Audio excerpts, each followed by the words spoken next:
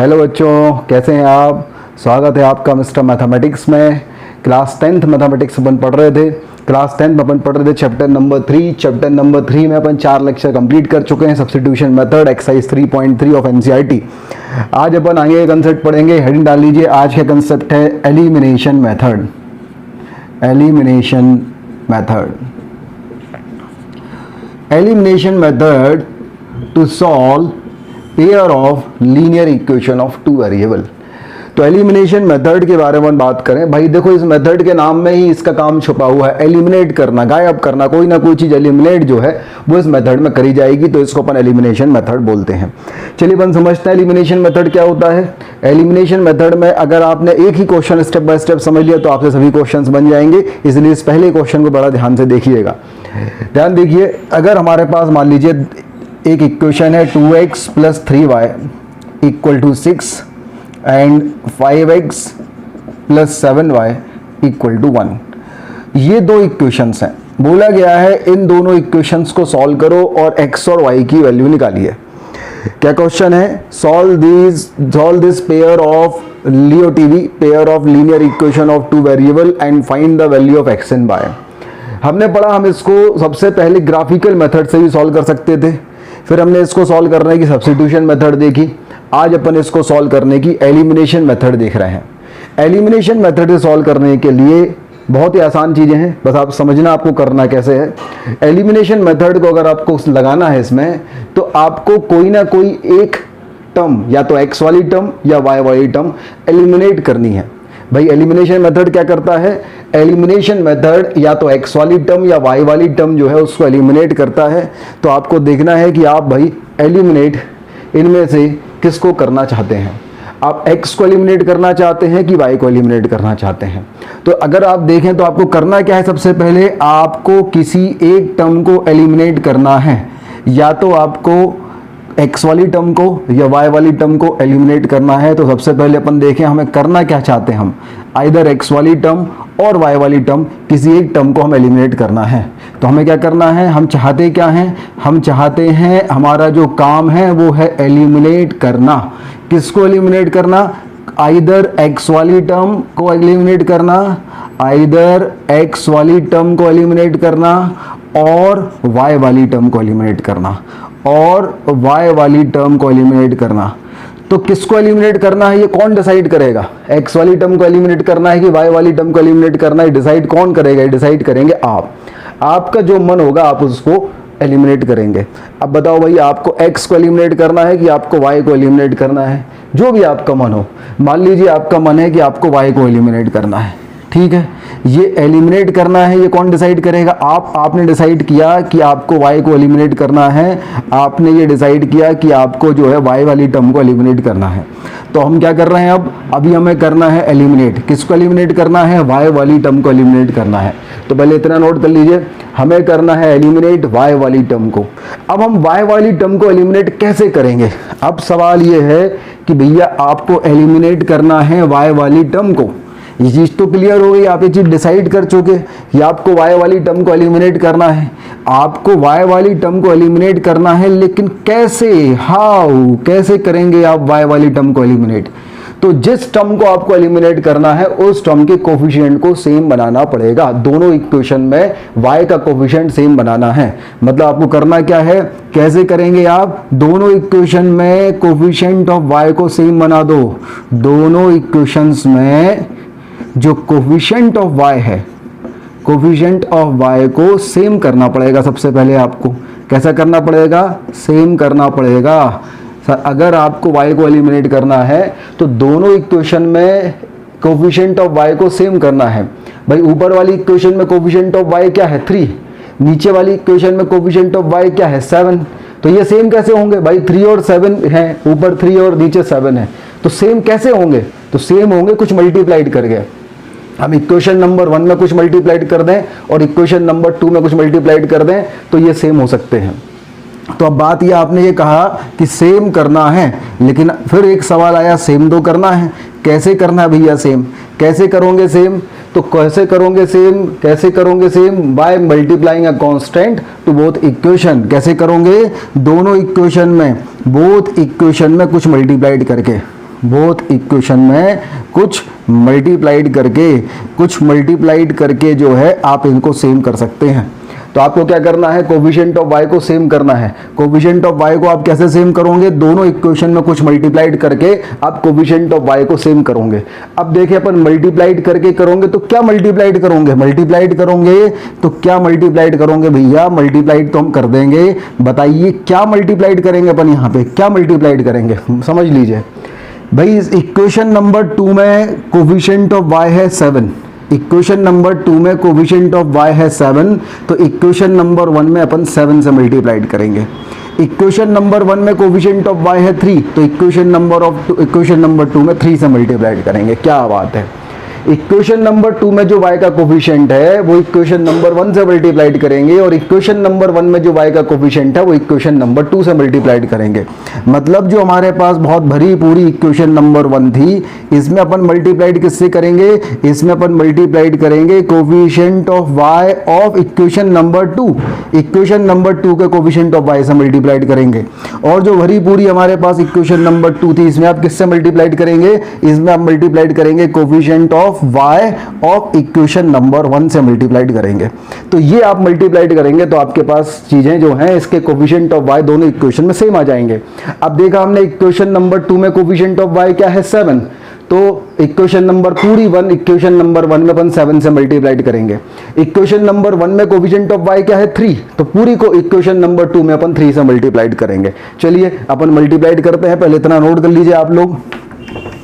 अब देखा भैया अपन ने कैसे क्या कब क्या मल्टीप्लाइड करना है, तो हमने क्या किया, अच्छा थोड़ा सा एडजस्ट से अपन लिखेंगे।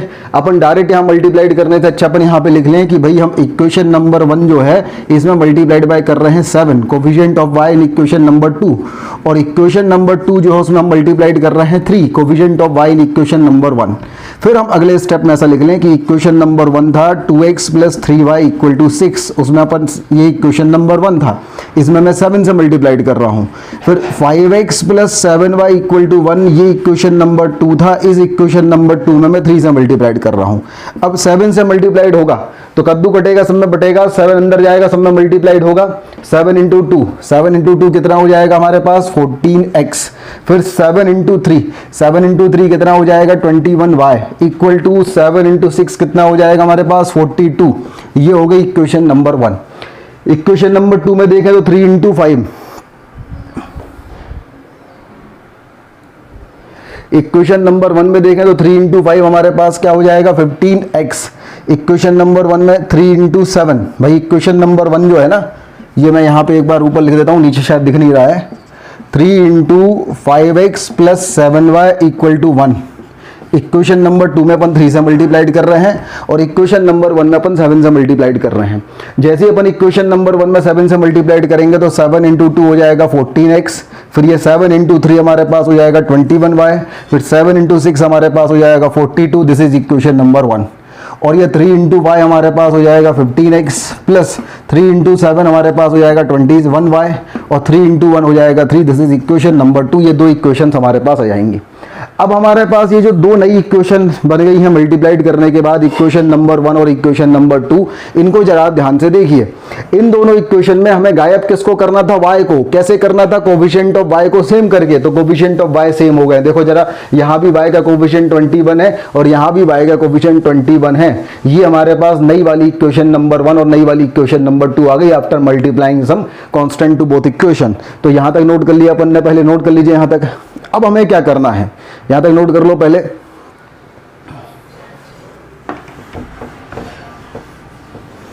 अब जैसे ही अपन ने मल्टीप्लाइड कर दिया, अब हमें क्या करना है, हमें एलिमिनेट करना है y को। अब y को एलिमिनेट कैसे करना है, अब जरा कॉमन सेंस लगाओ। एक जगह लिखा है 21 और एक जगह लिखा है 21। 21 को एलिमिनेट कैसे करोगे, सब्ट्रैक्ट करके। जब सब्ट्रैक्ट करोगे तो ये माइनस का साइन हो जाएगा, तो ये कैंसिल होकर 0 हो जाएगा। तो चूंकि जब हमारे पास ये सेम साइन में होंगे, कंसेप्ट क्या है कि जब हमारे पास जो हमें एलिमिनेट करना है वो दोनों टर्म सेम साइन की होंगी, तो इन दोनों इक्वेशन को अपन सब्ट्रैक्ट करेंगे। और अगर अपोजिट साइन की होती, एक जगह +20y, एक जगह -20y ऑलरेडी होता, तो अपन ऐड कर देते तो ये कैंसिल होकर 0 आ जाता। तो कंसेप्ट ये है कि अपन के पास जब भी जिन टर्म्स को हमें एलिमिनेट करना है वो दोनों अगर सेम साइन की हैं तो अपन क्या करेंगे, सब्ट्रैक्ट। सेम साइन की अगर है तो क्या करेंगे सब्ट्रैक्ट, अपोजिट साइन की है तो उन इक्वेशंस को अपन क्या करेंगे ऐड। तो यहाँ भी प्लस 21y है और यहाँ भी प्लस 21y है, तो जिनको हमें एलिमिनेट करना है उनके साइन कैसे हैं, सेम साइन है। सेम साइन है तो हमें क्या करना पड़ेगा, equation number 1 minus equation number 2 करना पड़ेगा। और अगर अपोजिट साइन होते तो क्या करते आप, अगर अपोजिट साइन होते तो आप ऐड करते, equation number 1 plus equation number 2 करते। तो यहाँ पे अपन ने देखा कि यहाँ पे 21y और नीचे वाली इक्वेशन में 21y, दोनों का साइन सेम है, तो अपन सब्ट्रैक्ट करेंगे। सब्ट्रैक्ट करेंगे तो नीचे वाली इक्वेशन के साइन चेंज होंगे। 15x के पहले कुछ नहीं है मतलब प्लस है तो प्लस का हो जाएगा माइनस, यहाँ पे प्लस है तो प्लस का माइनस, 3 के आगे कुछ नहीं मतलब प्लस है तो प्लस का माइनस। तो हम ये नीचे वाला साइन इसका मानेंगे, अब ये 15x लिखा है ना तो माइनस 15x मानेंगे। अब ये 21y लिखा है तो ये माइनस 21y मानेंगे। अब ये 3 लिखा है तो ये माइनस 3 मानेंगे। तो ऊपर हो गया प्लस 14x, नीचे हो गया माइनस 15x, तो 14 माइनस 15 हो गया माइनस x। ऊपर हो गया प्लस 21y, नीचे हो गया माइनस 21y, कैंसिल हो गया। ऊपर हो गया प्लस 42, नीचे हो गया माइनस 3, तो 39 हो गया। तो यहाँ से x की वैल्यू हमारे पास क्या आ गई, माइनस 39। ये हमारे पास x की वैल्यू आ गई। भाई हमने एलिमिनेट किसको किया, y को।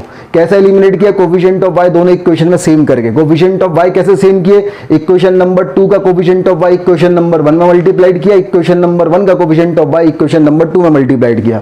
तो हमारे पास दो नई इक्वेशन बन गई। अब इसको सब्ट्रैक्ट किया। सब्ट्रैक्ट क्यों किया, जो उनको हमें एलिमिनेट करना है अगर उसके साइन सेम है तो हम सब्ट्रैक्ट करते हैं, और अगर अपोजिट है तो ऐड करते हैं। सब्ट्रैक्ट किया तो हमारे पास फिर ये साइन चेंज होंगे।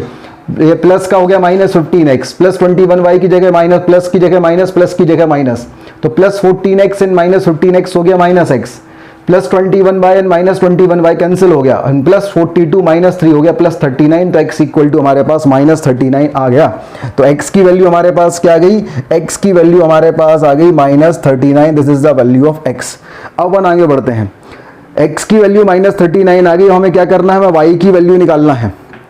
y की वैल्यू अपन कैसे निकालेंगे, y की वैल्यू किसी भी एक इक्वेशन में अपन वैल्यू पुट कर देंगे।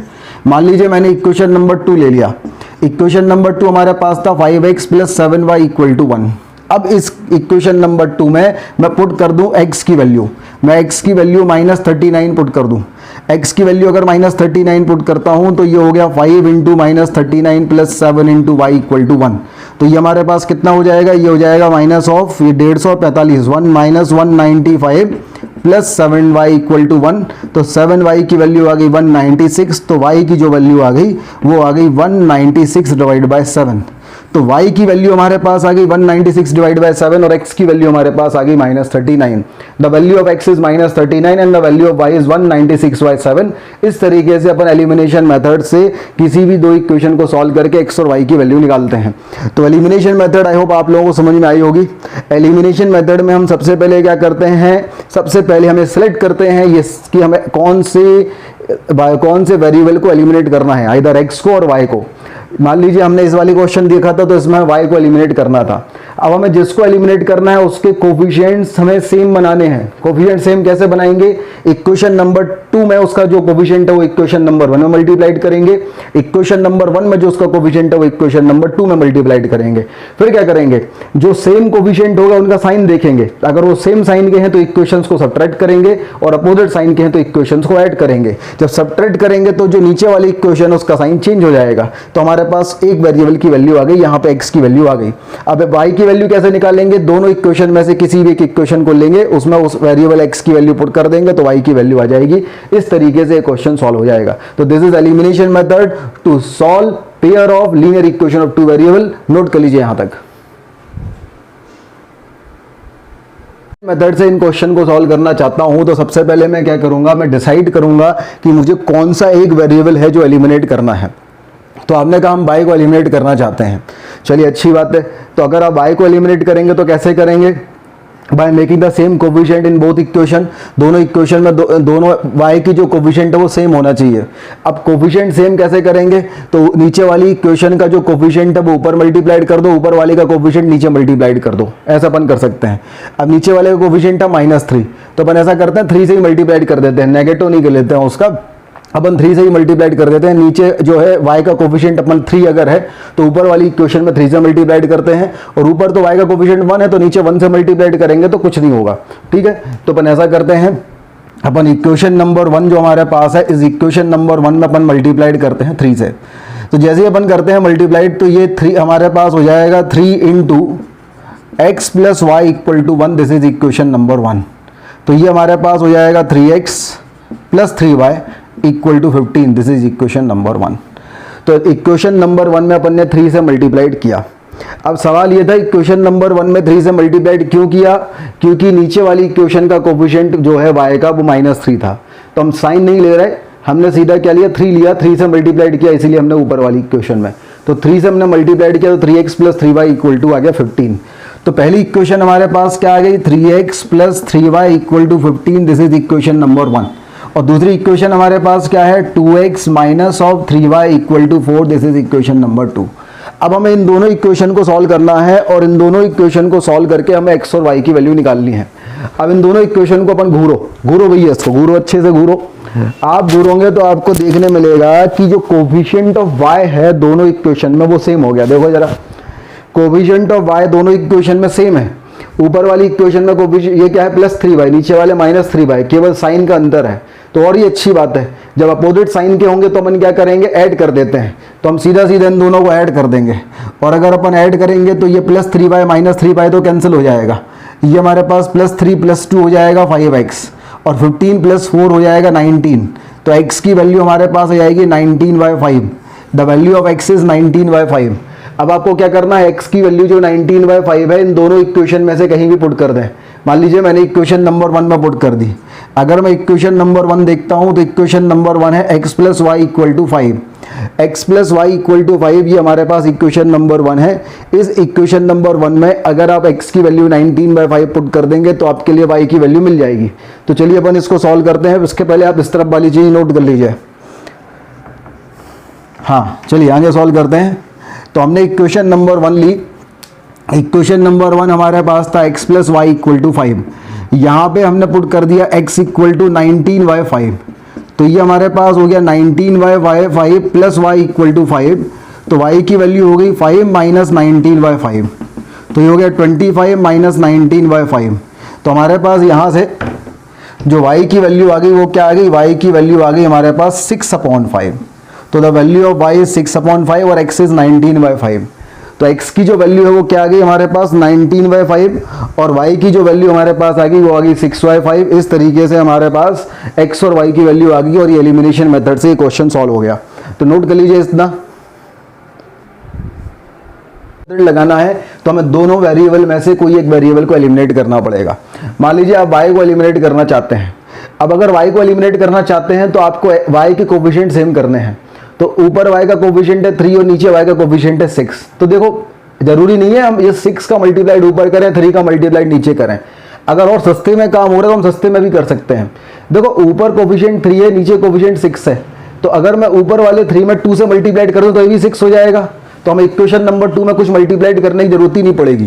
क्या कहा मैंने, एक बार फिर से सुनिए भाई। अपन अभी तक ये सोच रहे थे कि अपन ऐसा करें नीचे 6 है तो ऊपर वाली इक्वेशन 6 से मल्टीप्लाइड कर दें, ऊपर 3 है तो नीचे वाली इक्वेशन 3 से मल्टीप्लाइड कर दें। बिल्कुल सही बात है, आंसर बिल्कुल सेम आएगा, कोई दिक्कत नहीं। लेकिन अपन इसको और सस्ते में निपटा सकते हैं।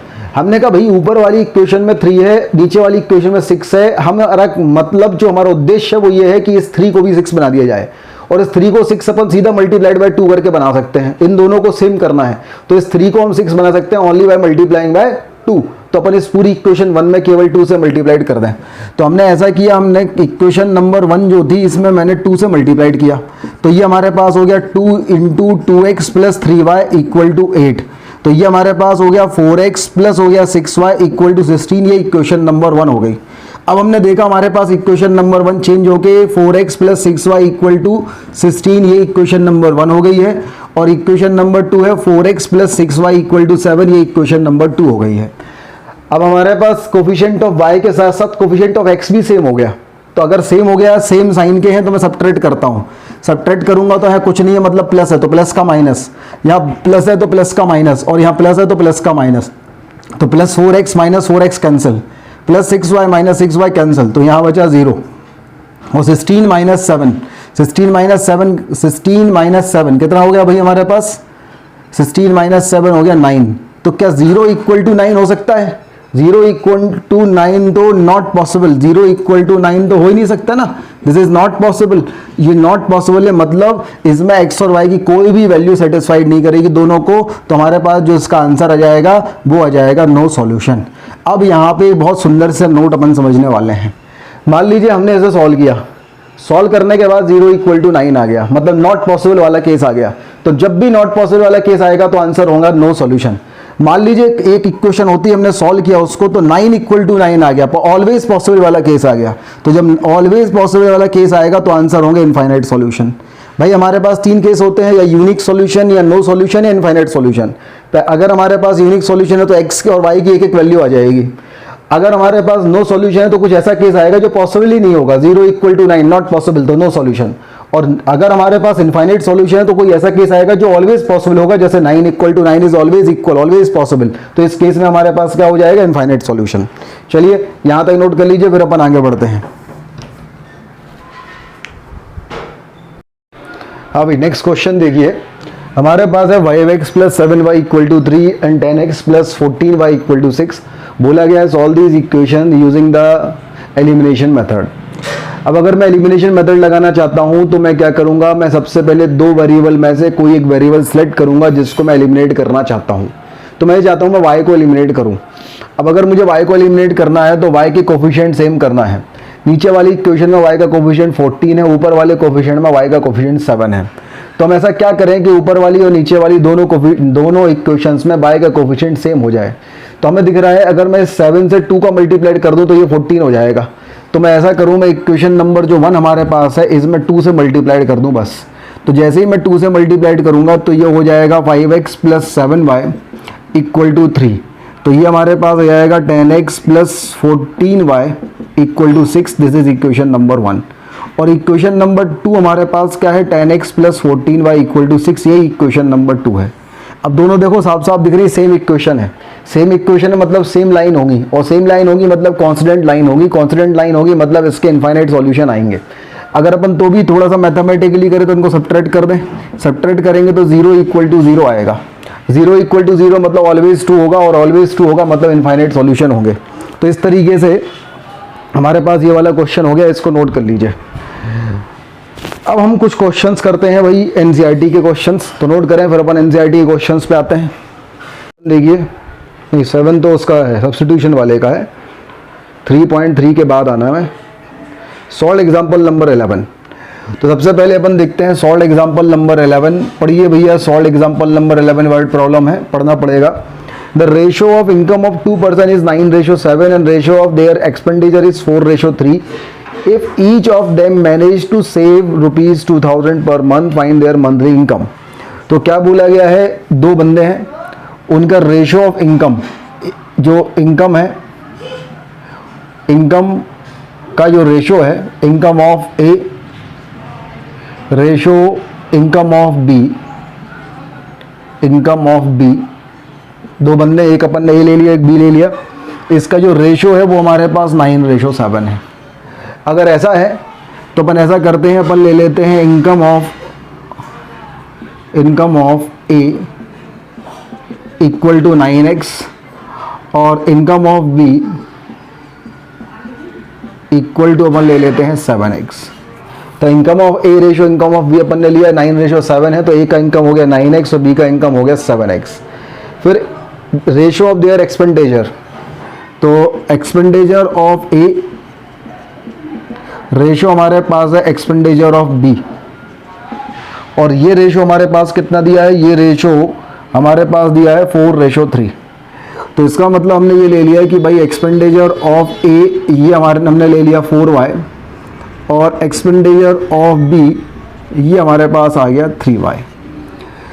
तो यहाँ तक हो गया भाई। इनकम जो थी उसका रेशियो 9:7 था, तो एक की इनकम हमने 9x ले ली तो दूसरे की 7x हो गई।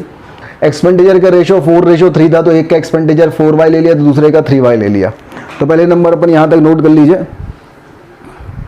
अब हमसे बोला गया है कि उनकी सेविंग्स जो है, दोनों की सेविंग्स कितनी है, 2000 रुपीज़ पर मंथ है। तो सेविंग क्या होता है भैया, सेविंग होता है इनकम माइनस एक्सपेंडिचर। तो सेविंग ऑफ ए, अगर मैं सेविंग्स ऑफ ए देखूं तो सेविंग ऑफ ए हमारे पास क्या हो जाएगी, income of A minus of expenditure of A. तो सेविंग हमारे पास दी है 2000 और इनकम कितनी दी थी हमारे पास 9x और एक्सपेंडिचर कितना था 4y। तो यहाँ से हमारे पास एक इक्वेशन हो गई 9x minus of 4y equal to 2000। This is equation number 1। फिर अपन आए सेविंग्स ऑफ बी पे। अगर सेविंग ऑफ बी के बारे में बात करें तो ये हमारे पास क्या हो जाएगी, income of B minus of expenditure of B. अब इनकम ऑफ बी अगर अपन देखें तो कितना है 7x, एक्सपेंडिचर ऑफ बी देखें तो कितना है 3y और इसकी वैल्यू भी कितनी है 2000। तो हमारे पास दूसरी इक्वेशन हो गई 7x minus 3y equal to 2000। This is equation number 2। ये दो इक्वेशंस हमारे पास हो गई। इन दोनों इक्वेशंस को हमें सॉल्व करना है और x और y की वैल्यू निकालना है और जब x की वैल्यू आ जाएगी तो हमें दोनों की इनकम निकालनी है, मतलब हमें 9x और 7x की वैल्यू निकालनी है। चलिए तो यहाँ तक नोट कर लीजिए। अब जैसे ही अपन ने यहाँ तक नोट किया तो हमारे पास दो इक्वेशंस बन चुकी हैं। अब इन दोनों इक्वेशंस को हमें सॉल्व करके, सॉल्व एग्जांपल नंबर 11 अपन कर रहे हैं, इन दोनों इक्वेशन को हमें सॉल्व करके x और y की वैल्यू निकालनी है। पहली इक्वेशन हमारे पास थी 9x minus of 4y equal to 2000। This is equation number 1। और दूसरी इक्वेशन हमारे पास थी 7x minus of 4y equal to 2000। This is equation number 2। अब अगर इन दोनों इक्वेशन को हमें सॉल्व करना है तो हम इन दोनों इक्वेशन को एलिमिनेशन से सॉल्व करते हैं। तो मैं y एलिमिनेट करना चाहता हूँ। तो नीचे y का कोफिशिएंट है 3, तो हमने ऊपर वाले 3 का मल्टीप्लाइड किया, नीचे वाले से 4 का मल्टीप्लाइड किया। तो ऊपर वाली इक्वेशन से मैं 3 का मल्टीप्लाइड करूंगा तो 3 into 9x minus 4y equal to 2000। ये इक्वेशन नंबर 1 आएगा। इक्वेशन नंबर 2 से 4 का मल्टीप्लाइड करूंगा तो ये हो जाएगा 4 into 7x minus 4y equal to 2000। ये इक्वेशन नंबर 2 आएगा। तो यहाँ से हमने देखा 9 3 से हमारे पास हो गया 27x माइनस 3 4 से हमारे पास आ गया 12y इक्वल टू 3 इंटू 2 हो गया 6000। This is equation number 1। और 7 4 से हमारे पास हो गया 28x और 4 इंटू 3 हमारे पास हो गया 12y और 4 इंटू 2 हमारे पास आ गया 8000। This is equation number 2। हमने देखा यहाँ पे y का कोफिशिएंट जो है माइनस 12 है, यहाँ भी माइनस 12 है, सेम साइन है। सेम साइन है तो हम सब्ट्रैक्ट करेंगे तो साइन चेंज होंगे। यहाँ प्लस का माइनस होगा, माइनस का प्लस होगा और प्लस का माइनस होगा। तो ये प्लस 12y और माइनस 12y कैंसिल हो जाएंगे। ये हो जाएगा plus 27x minus of 28x तो माइनस x आ जाएगा और ये आ जाएगा 6000 माइनस 8000 तो ये माइनस 2000 आ जाएगा। तो x की वैल्यू 2000 हो जाएगी। अब देखो चूंकि क्वेश्चन में अगर हम देखें तो हमें वो केवल इनकम निकालनी है, ठीक है ना। देखो पढ़ो, क्वेश्चन में बोला गया है find the there monthly income. Income निकालनी है तो a की इनकम थी 9x और b की इनकम थी 7x। तो हमें केवल x ही चाहिए था और x हमने निकाल लिया है। तो हम सीधा आगे फिर y की वैल्यू नहीं निकालते, हम सीधा आंसर निकाल लेते हैं। तो इनकम ऑफ a हमारे पास क्या था 9x, तो ये हो जाएगा 9 इंटू 2 मतलब कितना हो जाएगा रुपीज़ 18,000 पर मंथ। और अगर मैं इनकम ऑफ b देखता हूँ तो ये हमारे पास क्या था 7x, तो ये हमारे पास आ गया 14,000 रुपीज़ पर मंथ। तो इस तरीके से हमारे पास दोनों की इनकम आ गई और ये क्वेश्चन सॉल्व हो गया। तो this is solve example number 11, इसको नोट कर लीजिए। सॉल्व एग्जाम्पल नंबर 11 के बाद सॉल्व एग्जाम्पल नंबर 13 करेंगे अपन, क्योंकि ये भी बहुत अच्छा क्वेश्चन है। सॉल्व एग्जाम्पल नंबर 13 में बोला है sum of 2 digit number and the number obtain by reversing their digit is 66। If the digits of number differ by 2 find the number and how many such numbers are there. तो देखो सबसे पहले 2 digit number के बारे में अपन बात करते हैं। तो अगर हमारे पास कोई भी नंबर होता है, जैसे मान लीजिए हमारे पास एक नंबर है 5372, ये अगर नंबर है तो अपन इसको बोल देते ये यूनिट प्लेस पे है, ये टेंस प्लेस पे, ये 100 प्लेस पे, 1000 प्लेस पे। तो बेसिकली किसी भी नंबर में 2 वैल्यूज होती हैं, एक तो होती है फेस वैल्यू और एक होती है प्लेस वैल्यू। अगर मैं फेस वैल्यू मतलब जो हमें दिख रहा है, तो यहाँ पे क्या दिख रहा है फेस वैल्यू, इसकी क्या हो जाएगी, इसकी फेस वैल्यू हो जाएगी 2। यहाँ पे क्या दिख रहा है 7, तो इसकी फेस वैल्यू हो जाएगी 7, इसकी फेस वैल्यू हो जाएगी 3 और इसकी फेस वैल्यू हो जाएगी 5। ये होती है फेस वैल्यू। प्लेस वैल्यू मतलब जो प्लेस पे है, यूनिट प्लेस पे है 2, तो इसकी प्लेस वैल्यू हो गई 1। 7 टेंस प्लेस पे है तो इसका प्लेस वैल्यू हो गया 10। 300 प्लेस पे है तो इसका प्लेस वैल्यू हो गया 100। 5000 प्लेस पे है तो इसका प्लेस वैल्यू हो गया 1000। तो इस तरीके से प्लेस वैल्यू और फेस वैल्यू होती है। और नंबर अपन कैसे लाते थे, ये जो नंबर लिखने का एक तरीका ये होता है कि आप face value into place value कर दो। तो 5 इंटू 1000 क्या हो गया हमारे पास 5000। यहाँ भी कर दो face value into place value, 3 into 100 हमारे पास क्या हो गया 300, 7 इंटू 10 हमारे पास क्या हो गया 70, और 2 इंटू 1 हमारे पास क्या हो गया 2, और इसको ऐड कर दो आप, तो आपके पास ये जो नंबर है वो आ जाएगा। तो face value into place value को मल्टीप्लाइड करके ऐड करते हैं तो नंबर आ जाता है। ऐसा नंबर लिखने का ये तरीका होता है, बचपन में आप पढ़ चुके हैं। अब अपन यहाँ पे देखते हैं, जब भी 2 डिजिट नंबर होगा, क्योंकि 2 डिजिट नंबर आपको बहुत ज़्यादा देखने मिलेगा इस चैप्टर में, जब भी आपके पास 2 डिजिट नंबर जैसे ही आता है तो ये जो बेसिक थ्योरी हमारे पास है, ये थ्योरी हमेशा हर क्वेश्चन में, मैक्सिमम क्वेश्चन में अप्लाई होगी। जैसे 2 डिजिट नंबर होता है तो हमारे पास एक तो उसका यूनिट का प्लेस होगा, यूनिट प्लेस डिजिट होगा, यूनिट प्लेस डिजिट होगा, और एक हमारे पास टेंस प्लेस वाला डिजिट होगा, एक हमारे पास टेंस प्लेस डिजिट होगा। तो एक हमारे पास यूनिट्स प्लेस डिजिट होगा और एक जो है वो टेंस प्लेस डिजिट होगा। अब अगर मैं टेंस प्लेस डिजिट को x ले लेता हूँ और यूनिट प्लेस डिजिट को y ले लेता हूँ, तो जो नंबर हमारे पास होगा वो क्या होगा, फेस वैल्यू x और प्लेस वैल्यू 10, मतलब 10x, फेस वैल्यू y और प्लेस वैल्यू 1, तो y ये नंबर होगा। तो 2 डिजिट नंबर हमारे पास 10x प्लस y होगा। फिर बोला जाएगा number obtaining by reversing the digit, जब हम रिवर्सिंग द डिजिट करेंगे, रिवर्सिंग द डिजिट, तो रिवर्सिंग द डिजिट करेंगे उस कंडीशन में हमारे पास जो यूनिट्स प्लेस पे डिजिट है वो क्या होगा, जो पहले टेंस प्लेस पे था, टेंस प्लेस पे पहले x था, अब यूनिट प्लेस पे x हो जाएगा। और टेंस प्लेस पे जो डिजिट होगा, टेंस प्लेस पे जो डिजिट है वो क्या होगा, जो पहले यूनिट प्लेस पे था, यूनिट प्लेस पे क्या था y, अब वो टेंस प्लेस पे आ जाएगा।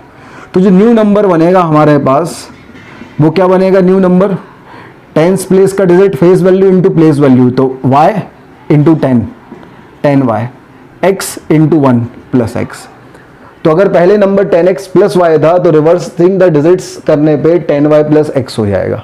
तो ये एक बेसिक थ्योरी है जो आपके पास सभी क्वेश्चंस में लगेगी ही लगेगी, है ना, मैक्सिमम क्वेश्चन में ये थ्योरी लगेगी। तो सबसे पहले आप 2 डिजिट नंबर की ये थ्योरी अलग से नोट कर लो खोपचे में ऐसा हैशटैग लगा के, ठीक है। उसके बाद आप क्वेश्चन नंबर 13 पे आना। अब क्वेश्चन नंबर 13 के बारे में बात करते हैं। बोला गया है sum of 2 digit number and the number obtaining by the digit. क्या बोला गया है, ये नंबर और ये नंबर, इन दोनों का जो सम है वो कितना है, 66 है। मतलब नंबर प्लस न्यू नंबर का जो सम है वो 66 है। तो ये नंबर ऐड कर दो तो 10x प्लस x क्या जाएगा 11x, y प्लस 10y क्या जाएगा 11y इक्वल टू 66। 11 से डिवाइड कर दो तो हमारे पास आ जाएगा x plus Y equal to 6। This is equation number 1। तो हमारे पास जो गिवन था उस गिवन से हमारे पास इक्वेशन नंबर 1 आ गया।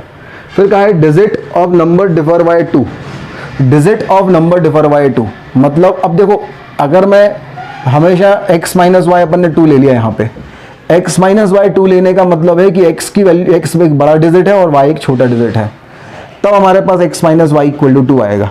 ऐसा भी तो हो सकता था कि ये कब आएगा, जब x जो है वो ग्रेटर देन y होगा। ऐसा भी तो हो सकता था y minus X equal to 2, जब y बड़ा डिजिट होगा और x छोटा डिजिट होगा तो क्या हो जाएगा y minus X equal to 2। तो या तो हमारे पास सेकंड इक्वेशन एक केस होगा जब x minus Y equal to 2 होगा सेकंड इक्वेशन का, या फिर ये दूसरा केस होगा जब y minus X equal to 2 होगा। तो हमें करना क्या है, एक बार इन दोनों इक्वेशन को सॉल्व करना है, फर्स्ट और सेकंड को, और एक बार इन दोनों को सॉल्व करना है, फर्स्ट और सेकंड को, और सॉल्व करके हमें x और y की वैल्यू निकालनी है। और x और y की वैल्यू यहाँ रखनी है 10x प्लस वाई में, तो हमें नंबर मिल जाएंगे। तो ये पूछा गया है ऐसे कितने नंबर्स होंगे, तो आपको बताना है। तो जब अपन ये वाली इक्वेशन फर्स्ट और सेकंड सॉल्व करेंगे और सॉल्व करके फिर अपन x की और y की वैल्यू निकालेंगे, तो नंबर हमारे पास आ जाएगा 10x प्लस वाई, तो इसकी वैल्यू निकालना है। फिर आप इस फर्स्ट की और इस वाली सेकंड को सॉल्व करेंगे तो यहाँ से x की वैल्यू निकालेंगे, y की वैल्यू निकालेंगे और नंबर की वैल्यू निकालेंगे, वो है 10x प्लस वाई। इस तरीके से सॉल्व करके अपन जो है वो आगे बढ़ेंगे। तो इसको अपन सॉल्व कर लेंगे। अब बहुत ही आसान है वैसे, देखो यहाँ भी y इन दोनों को ऐड कर दो एक बार, तो y plus Y minus Y cancel, 2x equal to 8 आ गया, तो x की वैल्यू 4 आ गई, और x की वैल्यू 4 अगर यहाँ रखेंगे तो y की वैल्यू 2 आ गई, तो हमारे पास आंसर 42 आ गया। फिर इन दोनों को देखा तो यहाँ पे माइनस एक्स प्लस एक्स है, एक बार दोनों को ऐड कर दिया तो हमारे पास 2y इक्वल टू 8 आ गई, तो y की वैल्यू 4 आ गई, y की वैल्यू 4 रखेंगे तो x की वैल्यू 2 हो जाएगी, तो ये हमारे पास 24 आ गया। तो 42 और 24 आंसर आ जाएगा। तो इसको आप आगे सॉल्व कर लीजिएगा, बहुत ही आसान है। इस तरीके से क्वेश्चन नंबर 13 हो गया, ठीक है। तो देखें जरा, यहाँ तक नोट कर लें पहले। This is solve example number 13, solve example number 13 note कर लीजिए इसको। हाँ भाई, अब हम एनसीईआरटी की एक्सरसाइज 3.4 करते हैं। जो एक्सरसाइज 3.4 है इसका क्वेश्चन नंबर 1 में है 4 पार्ट, ये चारों आपका होमवर्क है। इसमें फोर्थ पार्ट में याद रखना कि भाई जैसे फोर्थ पार्ट है ना, तो ये ऐसा दिया है xy2 plus 2y/3 equal to -1। इसको पहले सिंप्लीफाई कर लेना, एलसीएम 6 ले लेना, तो ये हो जाएगा 3x plus 4y equal to -1, तो हो जाएगा 3x plus 4y equal to -6, तो हो जाएगा 3x plus 4y plus 6 equal to 0। This is equation number 1। और दूसरी इक्वेशन जो दी है वो है x minus Y upon 3 equal to 3 से मल्टीप्लाइड कर देना, तो 3x minus Y equal to 9, तो यह जाएगा 3x minus 1y minus 9 equal to 0। This is equation number 2। इन दोनों इक्वेशन को सॉल्व करके x और y की वैल्यू निकालना है। ये हमारे पास जो है फर्स्ट का फोर्थ पार्ट है जो आपको सॉल्व करना है। फर्स्ट के फोर्थ पार्ट के बाद जो है हम आएंगे क्वेश्चन नंबर 2 पे। क्वेश्चन नंबर 2 वर्ड प्रॉब्लम है और उसमें 5 पार्ट हैं। तो चलिए अपन करते हैं, इक्वेशंस तक तो बनाने की कोशिश करते हैं। फर्स्ट पार्ट देखिए अब, सेकंड का फर्स्ट पार्ट। सेकंड का फर्स्ट पार्ट दिया हुआ है कि if we add 1 to the numerator and subtract 1 from the denominator then a fraction becomes 1। मतलब एक फ्रैक्शन दिया हुआ है, सीधी सी बात ये है। और जब एक फ्रैक्शन होता है तो उसमें एक न्यूमरेटर होता है और एक डिनोमिनेटर होता है। अपन ऐसा करते हैं, अपन न्यूमरेटर को ले लेते हैं x और डिनोमिनेटर को हम ले लेते हैं y। तो हमारे पास जो फ्रैक्शन आएगा वो आ जाएगा x अपॉन y। ये हमने बेसिक थ्योरी इसकी ले ली। अब हमसे बोला गया है कि if we add 1 to numerator, क्या कर रहे हैं, अगर मैं पुराने वाले न्यूमरेटर में 1 ऐड कर रहा हूँ and subtract 1 from denominator, denominator में से 1 सब्ट्रैक्ट कर रहा हूँ, तो उस कंडीशन में फ्रैक्शन हो जाएगा 1, फ्रैक्शन 1 हो जाएगा। तो ये न्यूमरेटर की जगह हमने x और डिनोमिनेटर की जगह हमने y पुट कर दिया, तो ये हमारे पास आ गया x plus 1 equal to y minus 1। तो x minus Y equal to -2, this is equation number 1 आ गया। ये आ गया हमारे पास। तो यहाँ तक अपन ने नोट कर लिया, तो हमारे पास हो गया x minus Y equal to -2। फिर अपन आगे बढ़े। अब अपन आगे बढ़े तो ये आगे बढ़ जाओ भाई। अब आगे बढ़े तो हमारे पास लिखा हुआ है when it becomes half if only add 1 to denominator. मतलब आप न्यूमरेटर को कुछ ना करो, अगर डिनोमिनेटर में केवल आप 1 ऐड करो तो ये क्या हो जाएगा, हाफ हो जाएगा। ये क्वेश्चन में है। तो न्यूमरेटर की जगह मैंने x ले लिया, डिनोमिनेटर की जगह y ले लिया, तो x अपॉन वाई प्लस 1 हो गया हाफ। इसको सॉल्व किया तो 2x की वैल्यू हमारे पास आ गई y प्लस 1, तो 2x minus Y equal to 1। This is equation number 2। अब इन दोनों इक्वेशन को अपन को सॉल्व करना है। तो साफ साफ दिख रहा है, यहाँ भी माइनस वाई, यहाँ भी माइनस वाई, वाई का कोफिशिएंट सेम है, सीधा सब्ट्रैक्ट कर दो। सब्ट्रैक्ट करोगे तो x की वैल्यू मिल जाएगी। तो हमारे पास x की वैल्यू मिल जाएगी, फिर x की वैल्यू दोनों में से किसी भी इक्वेशन पुट करो तो y की वैल्यू मिल जाएगी, x और y की वैल्यू मिल जाएगी। तो निकालना फ्रैक्शन है, तो x अपॉन y की जो वैल्यू है यहाँ आप रखोगे तो आंसर आ जाएगा। तो नोट कर लीजिए, सेकंड का फर्स्ट क्वेश्चन हो गया, इसको आप नोट कर लीजिए। इसके बाद देखिए सेकंड का सेकंड पार्ट। अब सेकंड का सेकंड पार्ट जो है वो पढ़ते हैं अपन। बोला गया है 5 years ago Noori was thrice as old as Sonu and 10 years later the Noori will be thrice as old as Sonu, how old Noori and Sonu. तो दो लोगों की प्रेजेंट एज के बारे में बात करी है, तो अपन ऐसा करते हैं, दोनों की प्रेजेंट एज ले लेते हैं। तो प्रेजेंट एज ऑफ जो नूरी है वो मैंने ले लिया x ईयर्स है, और प्रेजेंट एज ऑफ जो सोनू है वो मैंने ले लिया y ईयर्स है। अब बेसिकली हमें दो इक्वेशंस बनानी है, फिर उनको सॉल्व करके x और y की वैल्यू निकालनी है। तो बोला है 5 years ago, सबसे पहला जो हमारे पास कहानी है वो है 5 years ago। अब भाई अगर अभी बंदे की प्रेजेंट एज x है तो 5 years ago एज ऑफ नूरी जो होगी वो क्या हो जाएगी, x माइनस 5 year, और 5 years ago age of Sonu जो होगा वो हो जाएगा y माइनस 5 year। तो हमारे पास एक चीज़ तो क्लियर होगी कि अगर 5 year पहले, देखो भाई ये तो चीज़ आपको क्लियर है ना कि अगर अभी एज x है तो 5 साल पहले x माइनस 5 होगी, 5 साल बाद x प्लस 5 होगी। तो 5 years ago नूरी की एज x माइनस 5 और सोनू की एज y माइनस 5 हो जाएगी। अब इसमें बोला गया 5 years ago Noori age was thrice as old as Sonu, Noori जो है वो thrice as old as Sonu. तो नूरी की जगह अपन ने x माइनस 5 लिख दिया और सोनू की जगह अपन ने y माइनस 5 लिख दिया, और इसको अपन ने सिंप्लीफाई कर दिया। तो x माइनस वाई की वैल्यू हो गई 3y माइनस 15। तो यहाँ से हमारे पास x माइनस 3y की वैल्यू आ गई -10। This is equation number 1। ये अपने पास इक्वेशन नंबर 1 बन गई, नोट कर लीजिए, दिस इज इक्वेशन नंबर 1। फिर अपन आए, अगला आगे क्या बोला गया है, 10 years later। अब भैया 10 ईयर लेटर के बारे में अपन बात करते हैं कि अगर 10 साल बाद 10 ईयर लेटर अगर प्रेजेंट एज जो नूरी की है वो x है, तो 10 साल बाद कितनी होगी, x प्लस 10 ईयर्स। सिमिलरली अगर सोनू की प्रेजेंट एज जो है वो y है, तो 10 साल बाद जो सोनू की एज होगी वो क्या हो जाएगी, y प्लस 10 ईयर्स। ये हमारे पास हो जाएगा। बोला गया है अगर ऐसा है then after 10 years Noori will be twice old as Sonu. Noori की जो एज है वो ट्वाइस ओल्ड एज सोनू है, मतलब x प्लस 10 की जो वैल्यू है वो 2 इंटू वाई प्लस 10 है। तो x प्लस 10 की जो वैल्यू है वो क्या है, 2y प्लस 20 है। तो x माइनस 2y की वैल्यू जो है वो 10 है। This is equation number 2। अब इन दोनों इक्वेशन को अपन सॉल्व करेंगे और x और y की वैल्यू निकालेंगे। तो देखो साफ साफ दिख रहा, बहुत आसान है, क्योंकि x का कोफिशिएंट इसमें भी 1 है और इसमें भी 1 है। अगर मैं दोनों इक्वेशन को डायरेक्ट सब्ट्रैक्ट कर दूं तो x कैंसिल हो जाएगा, y की वैल्यू आ जाएगी, और y की वैल्यू दोनों इक्वेशन में से कहीं पुट कर देंगे अपन तो x की वैल्यू आ जाएगी। x और y की वैल्यू जो है वो प्रेजेंट एज ऑफ नूरी और सोनू है, यही अपन को निकालना है। तो इसको आप आगे सॉल्व कर लीजिएगा, नोट कर लीजिए यहाँ तक। This is question number second का सेकंड। हाँ भाई, सेकंड का थर्ड देखिए। अगर मैं सेकंड का थर्ड देखता हूं तो सेकंड के थर्ड में बोला गया है the sum of digit of 2 digit number. अब 2 डिजिट नंबर के बारे में बात हो रही है, तो अपन एक तो यूनिट प्लेस का डिजिट लेंगे और एक टेंस प्लेस का डिजिट लेंगे। अगर यूनिट प्लेस का डिजिट हमने ले लिया y और हमने टेंस प्लेस का जो डिजिट है वो हमने ले लिया x, तो हमारे पास जो नंबर होगा वो हमारे पास हो जाएगा 10x प्लस y। उसके बाद जो है बोला गया sum of the digits of the 2 digit number.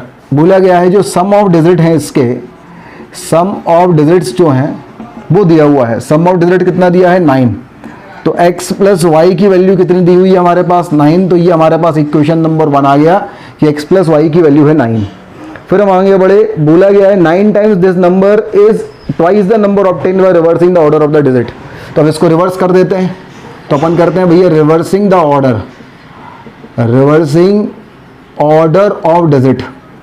अगर ऑर्डर ऑफ डिजिट्स को अपन ने रिवर्स कर दिया तो उस कंडीशन में हमारे पास टेंस प्लेस का डिजिट कौन होगा, टेंस प्लेस का डिजिट हमारे पास वो डिजिट होगा जो पहले यूनिट प्लेस का डिजिट था। पहले यूनिट प्लेस का डिजिट था हमारे पास y, अब ये टेंस प्लेस का डिजिट हो जाएगा। और यूनिट प्लेस का डिजिट कौन होगा, यूनिट प्लेस का डिजिट हमारे पास वो होगा जो पहले टेंस प्लेस का डिजिट था, वो था x, तो हो गया x। तो जो न्यू नंबर हमारे पास होगा वो होगा 10 इंटू 10 प्लेस का डिजिट प्लस यूनिट प्लेस का डिजिट। तो ये न्यू नंबर हो गया। अब हमसे बोला गया है, हम आगे बढ़े, बोला गया है कि 9 times of the old number, 9 times of the number मतलब 9 times of old number equal to twice the number obtaining by the reversing the digit, मतलब 2 टाइम्स ऑफ न्यू नंबर। तो 9 टाइम्स ऑफ ओल्ड नंबर हमारे पास क्या था, 10x plus y, और new number हमारे पास क्या है, 10y प्लस x। तो इसको अपन अगर सॉल्व करते हैं, इतनी दिया है ना, तो इसको सॉल्व करते हैं तो ये हमारे पास आता है 90x plus 9y equal to 20y plus x। तो ये 90 माइनस 1 हमारे पास आ जाएगा 89x और 20 माइनस 9 हमारे पास आ जाएगा 11y। This is equation number 2। ये इक्वेशन नंबर 2 और इक्वेशन नंबर 1 अपन सॉल्व करेंगे तो हमारे पास जो है वो x और y की वैल्यू आ जाएगी। और जब x और y की वैल्यू आएगी तो हमें क्या करना है, फाइंड आउट करना है, नंबर फाइंड आउट करना है, मतलब ये n फाइंड आउट करना है। यहाँ पे आप वैल्यू पुट कर देंगे तो आंसर आ जाएगा। तो नोट कर लीजिए, कर लीजिएगा ये सेकंड का थर्ड। चलिए सेकंड का फोर्थ पढ़ें। Meena went to a bank to withdraw ₹2000. She asked to cashier give ₹50 and ₹100 notes only. Meena got $25 notes in all. How many notes of ₹50 and ₹100 she received? तो भाई ऐसा है, टोटल वो amount जो ले रही है, टोटल अमाउंट जो कलेक्ट कर रही है वो है ₹2000, और जो नोट है वो केवल 50 के और 100 के नोट हैं। तो अपन ऐसा कहते हैं कि नंबर ऑफ ₹50 नोट्स हैं अगर ये x है, और नंबर ऑफ ₹100 नोट जो हैं अगर ये हमारे पास y है, तो टोटल अमाउंट क्या होगा, 50 into x plus 100 into Y equal to है 2000। ये टोटल अमाउंट होगा। This is equation number 1। फिर आगे बढ़े, बोला गया है टोटल नोट्स जो है वो 25 है। तो टोटल नोट्स अगर 25 हैं, मतलब टोटल नोट जो है वो अगर 25 हैं, तो x प्लस वाई जो है इसकी value 25, this is equation number 2। ये हमारे पास इक्वेशन नंबर 1 और इक्वेशन नंबर 2 हो गई। इन दोनों को अपन सॉल्व करेंगे और x और y की वैल्यू निकाल लेंगे। और how many notes of ₹50 and ₹100 she received, मतलब x और y की वैल्यू ही निकालनी है। तो इस तरीके से क्वेश्चन सॉल्व हो जाएगा, नोट कीजिए। चलिए अब सेकंड का फिफ्थ करते हैं। बोला गया है leading library has a fix charge for the first 3 days and additional charge per day for the additional charge for each day thereafter. क्या कर रहे हैं कि अगर आप किसी लाइब्रेरी से पैसे ले रहे कुछ बुक ले रहे हो तो आपके लिए फॉर फर्स्ट 3 days, पहले 3 दिन के लिए फिक्स है कि आपको x रुपये लगेंगे। आप चाहे 1 दिन के लिए लो, चाहे 2 दिन के लिए लो, चाहे 3 दिन के लिए लो, आपको इशू करवाने के चार्ज x रुपये हैं। 3 दिन तक का आपको कोई चार्ज नहीं लगेगा। उसके बाद तो जैसे ही चौथा दिन लग गया तो आपको कुछ रुपीस पर डे लगेंगे। तो अपन कहते हैं charge per day after 3 days कितना हम ले लेते हैं y रुपीस पर डे। अब 3 दिन के बाद जैसे ही चौथा दिन लगा तो आपको y रुपीस पर डे लगेगा। तो बोला गया है Sarita paid ₹27 for the 7 days। For 7 days जो है उसे कितने रुपीस लगे हैं, 27 रुपीस लगे हैं। फॉर 7 day 27 रुपीस लगे हैं। तो अपन देखें कि भाई जो 7 days है टोटल, जरा भावना है समझो इसको, ये टोटल यहाँ से लेके यहाँ तक का दिन है, ये जो है टोटल 7 दिन है। 7 दिन है। इन 7 दिन में से पहले 3 दिन का तो फिक्स है। ये जो पहले के 3 दिन है इसका तो फिक्स है, इसमें तो उसे x रुपये ही लगेंगे। बाकी के जो रिमेनिंग 4 days हैं उसमें 4 रुपीस पर डे है, y रुपीस पर डे है। तो 1 दिन का y रुपी, तो 4 days का 4y रुपीस। तो 7 days का जो है टोटल अमाउंट लगेगा वो x प्लस 4y लगेगा और इसकी वैल्यू दी है 27, दिस इज इक्वेशन नंबर 1। भाई पहले 3 दिन के तो x हो गए, फिर नेक्स्ट 4 days के y रुपीस पर डे है। तो 1 दिन का अगर y है तो 4 days का 4y हो गया। तो total amount 27, this is equation number 1। फिर आगे बढ़े, फिर हमसे बोला गया है आगे अगर अपन बढ़े तो लिखा है इसमें कि C paid ₹21 for the 5 days। For 5 days क्या लिख लेते हैं, फॉर 5 days उसे कितने रुपए लगे, 21 रुपीस लगे। अब देखो 5 days की भी यही कहानी है। टोटल 5 days उस बंदी ने बुक रखी है।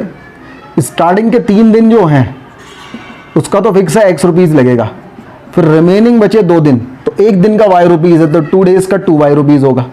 तो टोटल अमाउंट क्या हो गया, x प्लस 2y। इसकी वैल्यू है 21, दिस इज इक्वेशन नंबर 2। अब इसको आपको सॉल्व करके बोला गया है find the fix charge and the charge for the each extra day. तो हमें x और y की वैल्यू निकालनी है। तो हम इन दोनों इक्वेशन को एलिमिनेशन अगर करना चाहें तो बहुत ही आसान है, क्योंकि कोफिशिएंट ऑफ x दोनों का सेम है। हम सीधा सब्ट्रैक्ट करेंगे तो हमारे पास जो 2y है उसकी वैल्यू 6, तो y की वैल्यू 3 आ जाएगी, और उससे आगे y की वैल्यू कहीं भी एक जगह पुट करेंगे तो x की वैल्यूज भी आ जाएंगी। तो इन दोनों इक्वेशन को सॉल्व करके अपन x और y की वैल्यू निकाल सकते हैं। तो भाई आज की क्लास में अपन ने सीखा एलिमिनेशन मेथड और उससे रिलेटेड क्वेश्चंस। तो आपका होमवर्क यही है कि आपको जो एनसीईआरटी है, एनसीईआरटी का एक्सरसाइज 3.4 कंप्लीट करना है और उसके पहले के सॉल्व एग्जाम्पल कंप्लीट करना है। तो इसके बाद जो आपका होमवर्क है मैक्सिमम क्वेश्चन में एक्सप्लेन कर चुका हूँ, तो इसको अच्छे से करिएगा। होमवर्क आज आपका जो है वो है NCERT exercise 3.4 with solve example. इसके पहले जो भी सॉल्व एग्जाम्पल है वो भी करने हैं और एनसीईआरटी 3.4 करना है, ये आपका होमवर्क है। तो चलिए ठीक है, यहाँ तक आप सॉल्व करिएगा। मिलते हैं अपन नेक्स्ट क्लास में। Thank you.